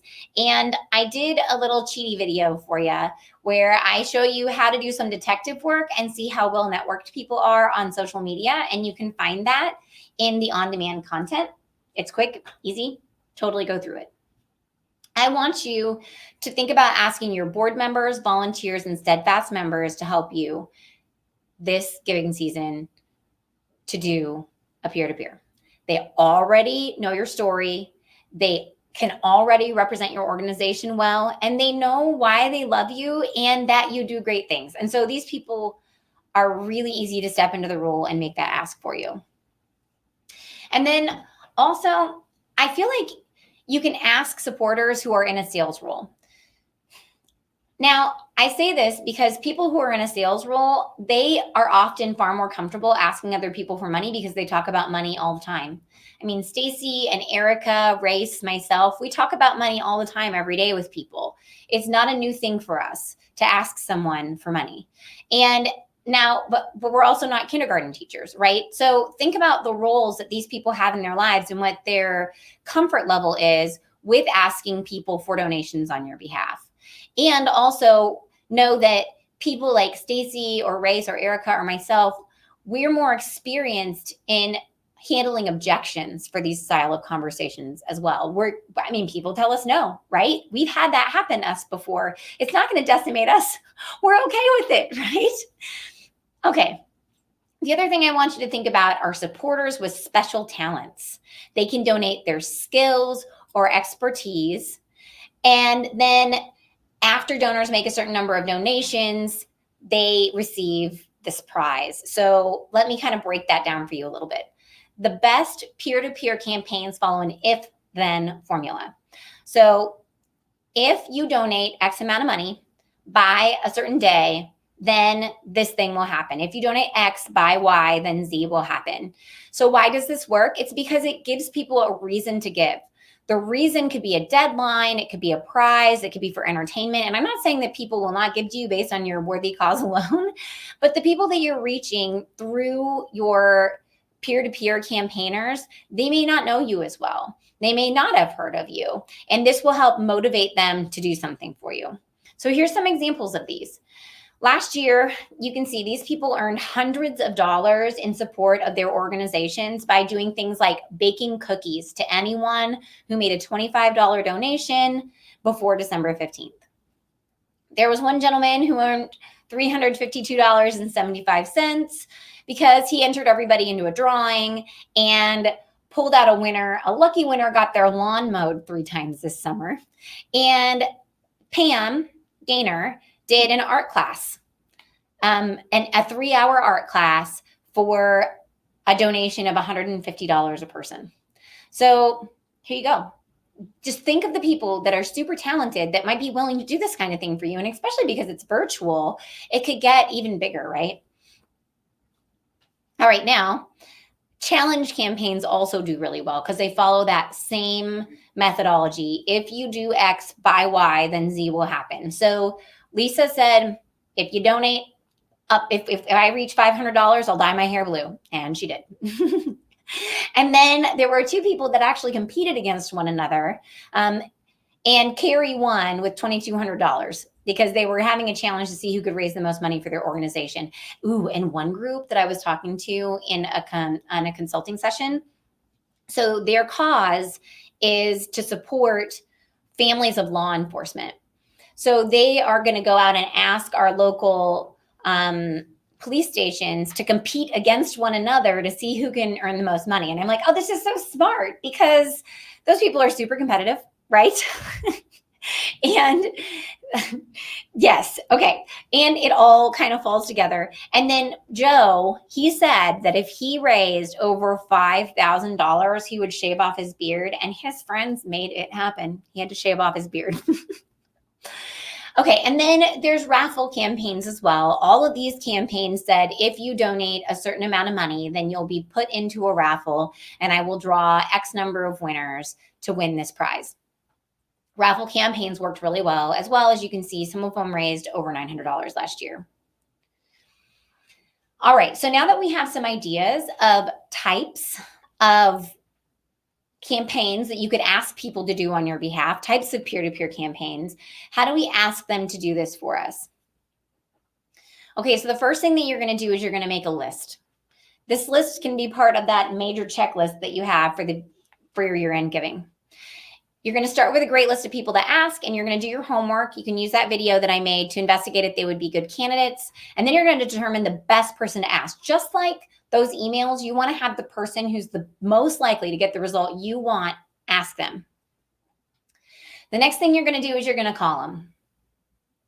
I know you don't want to call them. You want to send them an email. I get it. But just sending them an email is not nearly as personal as calling them and making the ask. If you go out of your way to ask them, they are so much more likely to give. Every year, I give to the Boone County Fair.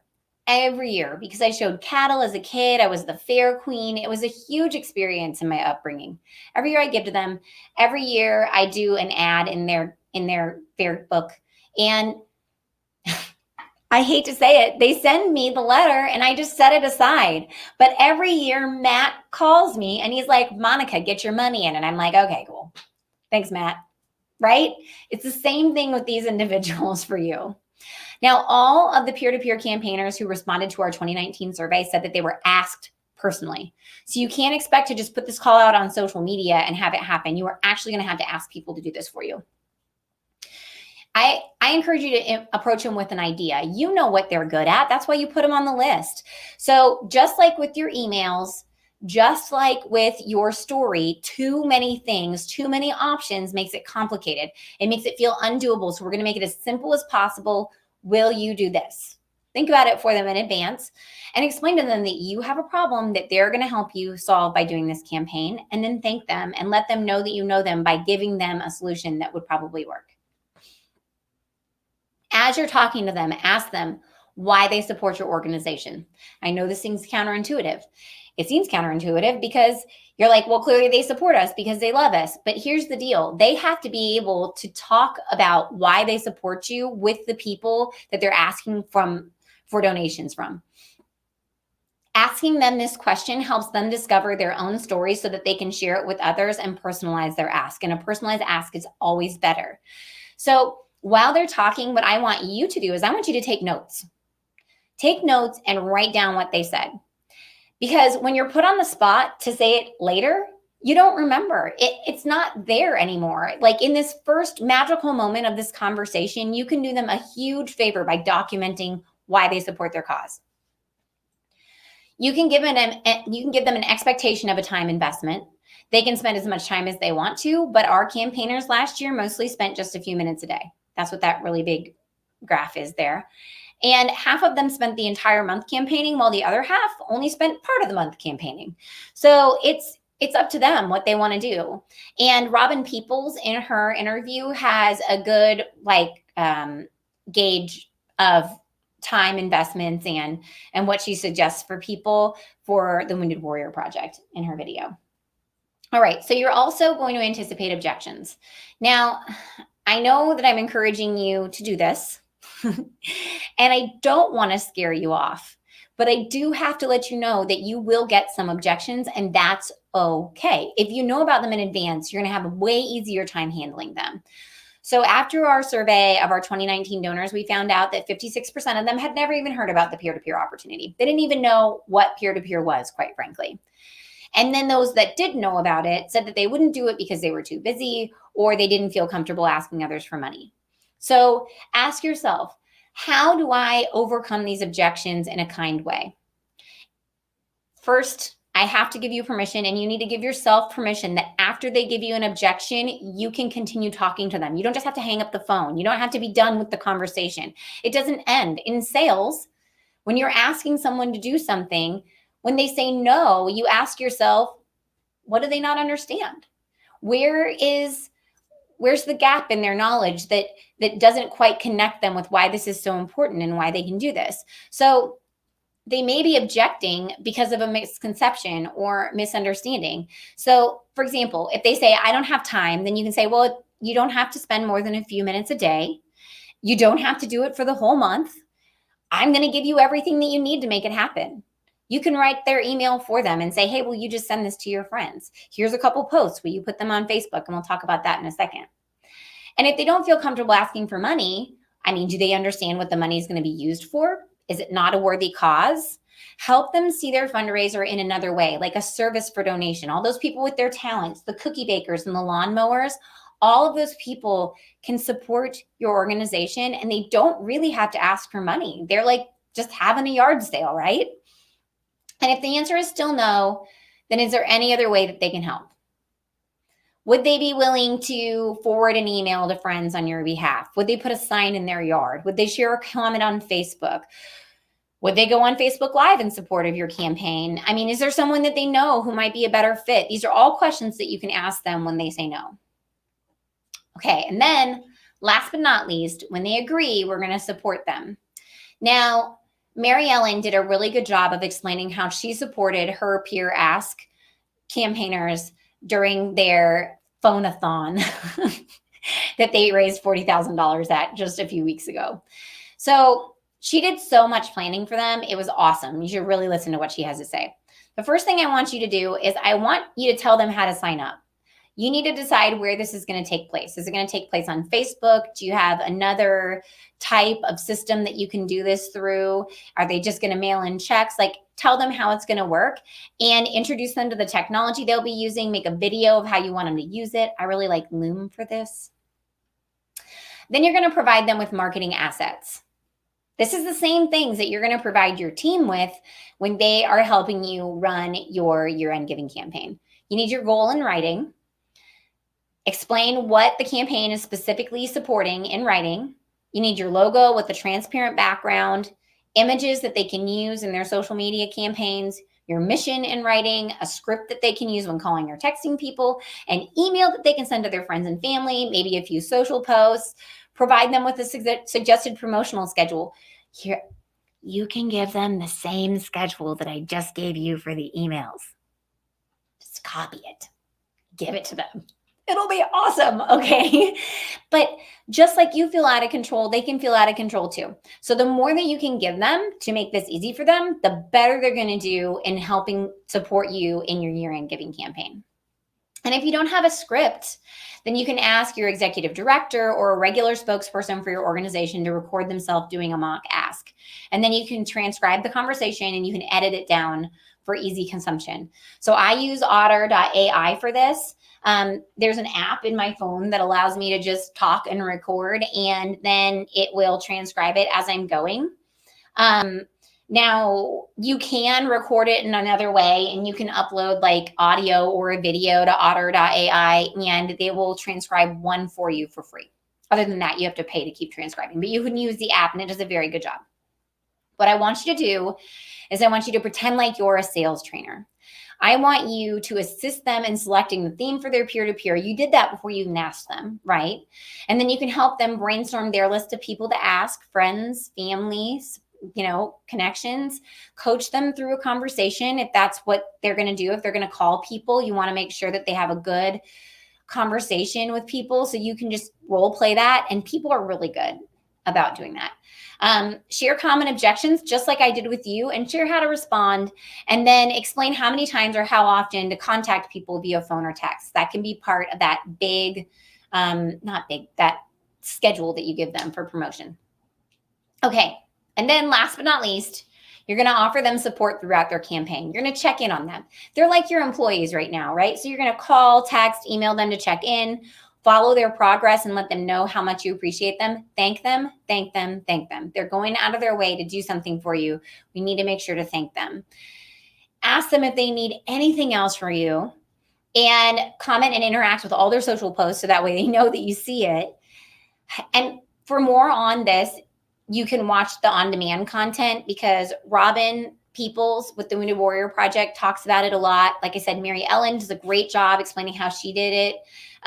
They're going to help you through this. All right. So what did we cover here, friends?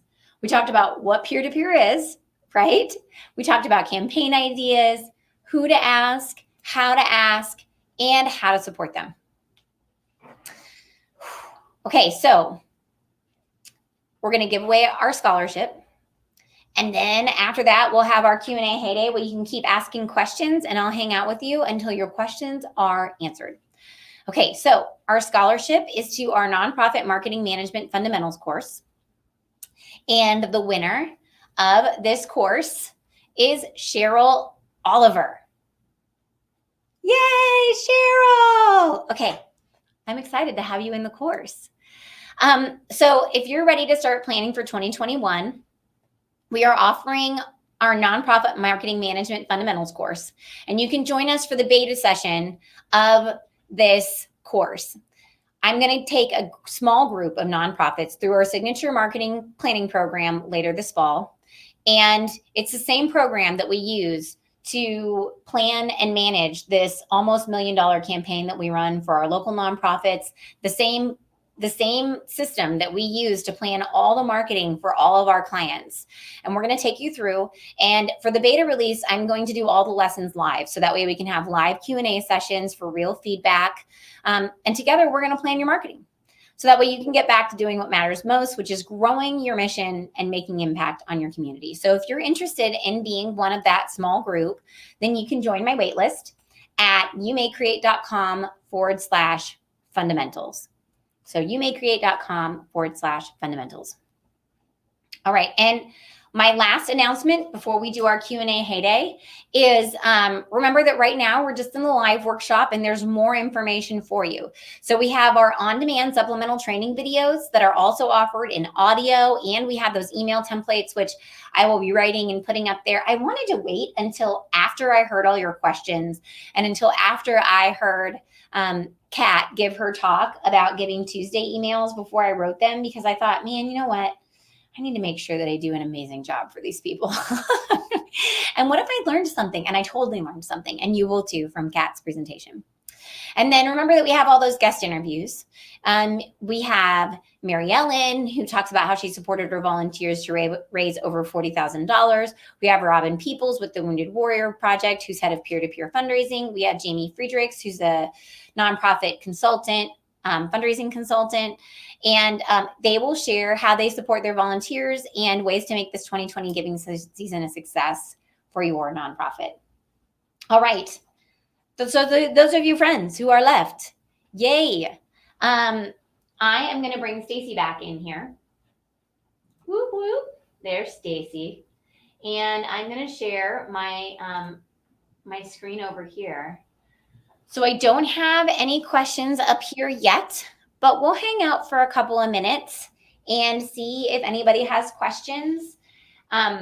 This is your opportunity to pick our brains completely for free and get information. One thing I was going to say earlier, Monica, is I think that handwritten thank you notes have made a comeback during COVID. And I think that it is a really easy way to get in touch with your donors. I always get them after, like in January, I always get handwritten thank you notes from the people we make donations to. And it's so nice. Yeah, Like, I keep them too because they make me feel warm and fuzzy inside. they do. But I really do love cards just in general. Like my grandma sends a card to me and my kids and my husband on all of our birthdays. And I totally keep those cards. I do too. Every one of them. Facebook. Hi, Grandma. Actually, no. Renee, tell Grandma that I talked about her. Oh. So do you have questions? What were some of our most asked questions yesterday? Ooh, okay. How many emails is too many emails? How many social media posts was too many social media posts? And the answer to that was, we don't really think that there's too many. 1 million. Now, the reason that we don't think that there's too many is because okay, so I was thinking about this morning, even as I was getting ready. Think about something that you would text your friend about. Can you text your friends too many times in a day? Stacey, can I text you too many times in a day? Not usually. No, because I'm texting Stacey whenever I have things to tell her, when I have Usually pretty important. or a question or something. So each one of these emails, each one of these social media posts is talking to a segment of your audience, and it's telling them a specific thing. And so if you can text your friends multiple times a day, why can't you talk to people on social media or via email multiple times a day, right? Like, I think it's just the quality, making sure that we have a quality message coming out and not just some like weird canned things. You said texting. That reminded me, one of the things so I'm on the board for a nonprofit that does medical relief work around the world. Well, obviously we're not able to travel right now. And so it's really important that we tell donors what we're doing with their money. And some of the things that we're doing are things in Iowa where the tornadoes were, in Louisiana where the hurricane is, and Relief work there. But things that our donors really love is just like a text with a picture of where we're at and what we're doing and a thank you. Like, so that is a super easy way to get in touch with them, and they love that relationship, and 9 times out of 10 they'll give more money for whatever cause you texted them from. So email tracking software that's affordable. Well, we did mention MailChimp if you're going to use MailChimp, which is free up to 2,500 subscribers. So, and it tracks all the things. It tracks how many emails are sent, how many emails are opened. It does A/B testing for you. Stacey, you use other things though, like from your personal email. Tell them about those. I'm going to touch on MailChimp for a couple more things for MailChimp. I like that it integrates with a lot of things. So that's really handy. And I also like the groups feature in MailChimp, so you can sort people really easily. In my regular email, I use a mail merge setup where there's a free version of it. You can send up to 50 emails a day, and it looks like you're just emailing one person at a time. So you said earlier that you need to make sure you email small batches. Google or any other email provider really does not like you to send anything over just a few emails CC'd at one time, or be CC'd at one time. So if you're sending a bunch, I definitely recommend using some sort of mail merge if you're using your regular email. And that's an add-on through Gmail. You mentioned HubSpot sales, so I definitely track emails through there. Boomerang is a thing that you can use to schedule your emails, which is really handy. So if you want to schedule some emails ahead of time, so sometimes I use that to check in with people if I want to schedule some things out in advance and just sit down and do all the things in one setting, but I know it's maybe not the right time to send something, because I'm a huge fan of sending emails at a lot of people will send them at 10 o'clock in the morning or 3 o'clock in the afternoon. I'm a huge fan of sending it at 3:05. I want to be on top of all those people that send it at 3 o'clock.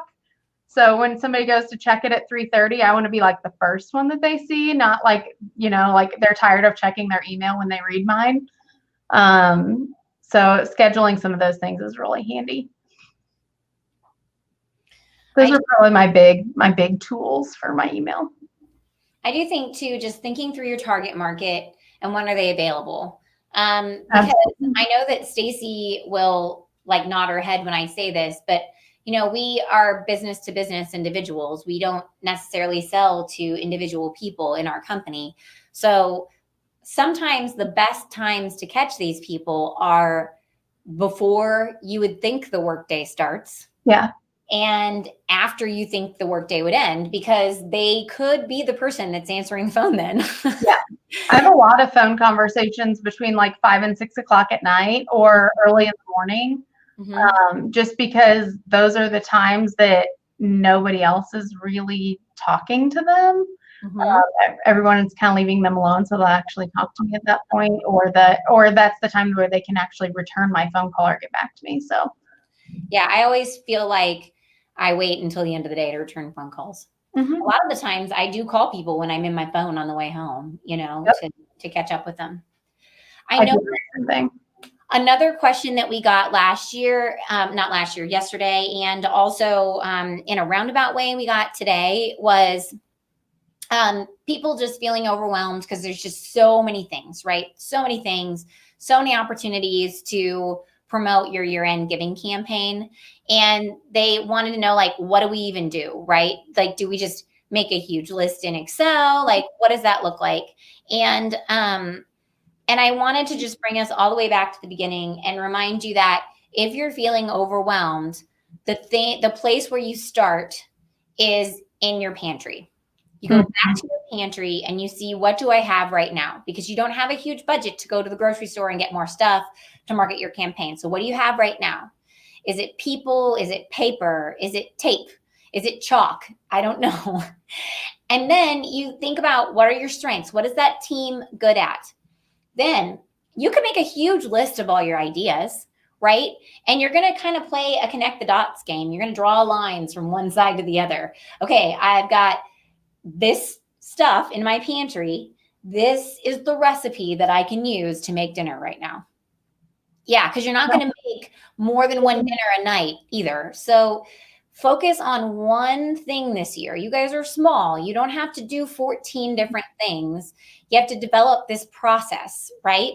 And you'll figure it out this year. And then you can add another thing next year, right? So pantry, recipe, work on one recipe for this year. Don't overwhelm yourself.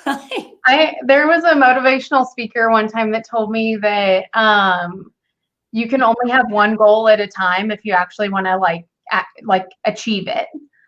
So one focus at a time, which is kind of an interesting feat for me because I'm an achiever. If anybody knows the Enneagram, so I like to go after all kinds of things and get things done. Like to color in all the boxes on my list and everything like that. So one goal at a time is really a good thing. Yeah, I think that was probably my biggest challenge, becoming a mom and a business owner, because I could be solely focused on being a business owner, and then I added mom to it, and I was like, wow, this is harder. I think circling back to what you said there, making your big list. So somebody asked earlier that they get tired of asking the same people. One thing that I do is take your people that you ask all the time and then just go just outside of them and add the next ring of people, because likely that next ring of people they've heard of you because your inside circle has talked about it, and then you can add that next layer of people, and then those people become supporters and promoters of you, and so it kind of it builds on itself. So it's sort of the same concept, from a donor perspective, where you can ask more people, but just asking the next layer. Mm-hmm. Absolutely. Or you can, like we said earlier, you can ask them to help you meet more people. Like, you don't have to ask them for money this time. You could ask them to help you meet more people. And that's what Stacey's talking about, is drawing that ring and then seeing all those auxiliary people that they're related to. So with your donors, your big donors, say, hey, how can they help me meet more people? And that can be something that they can help you with, right? They don't have to necessarily give you money, because those connections are a huge asset.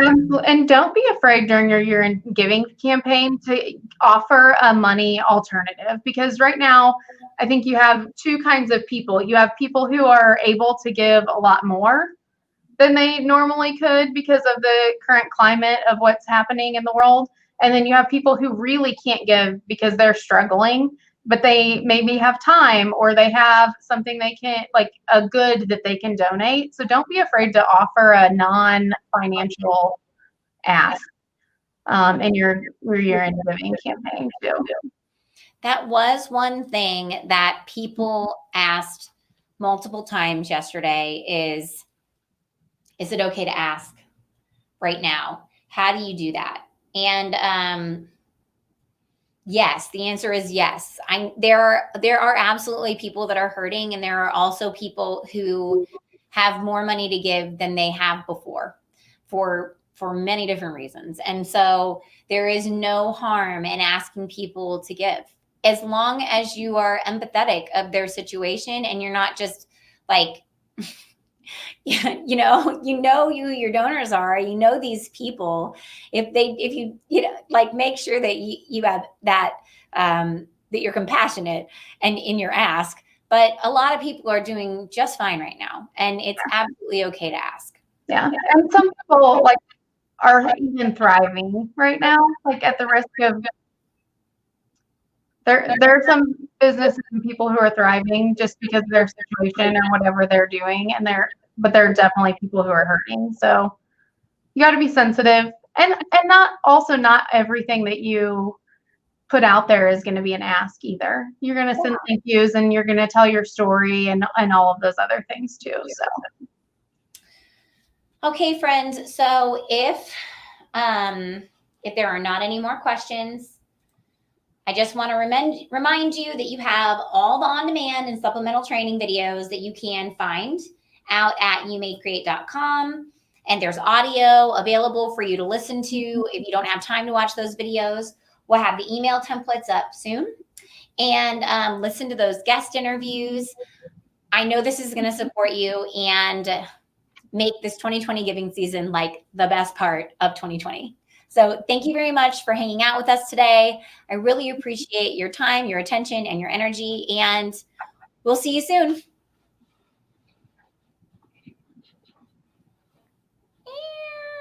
I need my mouse. I lost her. Where is she?